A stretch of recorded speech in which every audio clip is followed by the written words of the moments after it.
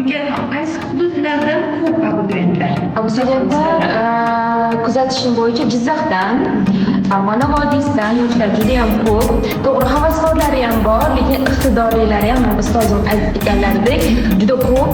Hozirdan qo'llarida nishonlar, mukofotlar, bu inshaalloh zo'r jurnalistlar darak deb o'ylayman. Rahmat, iqtidorli ustozlar, avvalo rahmat deganingiz uchun.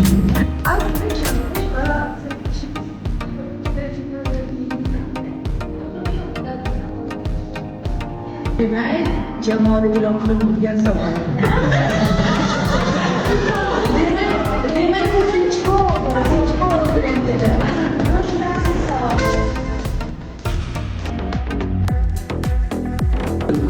Mana hozir ko'p ustozlarni ta'kidlab o'tyapsiz, Xonqaraboyev, Sherzod O'roqli. Umuman jurnalist qanday bir shaxsiy xislatlarga ega bo'lish kerak deb o'ylaysiz? Sizlar qanday o'ylaysizlar?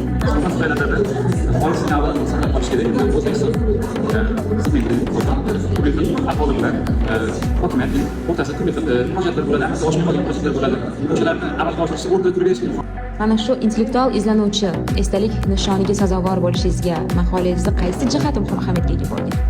Ana yoshlar qarang, ijodiy imtihonda mana shunday iqtidorli yoshlarimiz ham borligidan xursand bo'ldim. Nishonlari qator-qator. Masalan, ular o'zlari maqolamiz masalan bizda oddiy masalan gazetaga chiqaradigan maqolalar oddiy bo'lsa, ularda annotatsiyalar ham kiritib o'tganmiz. Ular o'zlari tushuntirib berishgan, qanday qilib maqolalarni yozishimizni. Xuddi shunday qilib, masalan bizda gazetaga chiqarsak, kichkina hajmda chiqaramiz. Ularda kamida 3 betdan 10 betgacha bo'lishi kerak. Maqolalar. Mana maqolalarim hajmi Katta va dolzarbligi muhim.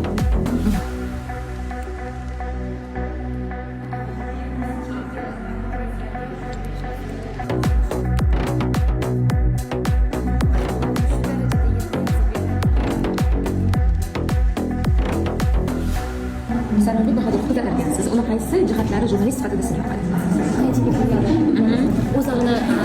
o'zini ko'rsata oladilar. Ham xalq bilan birga bo'la oladi deb o'ylayman.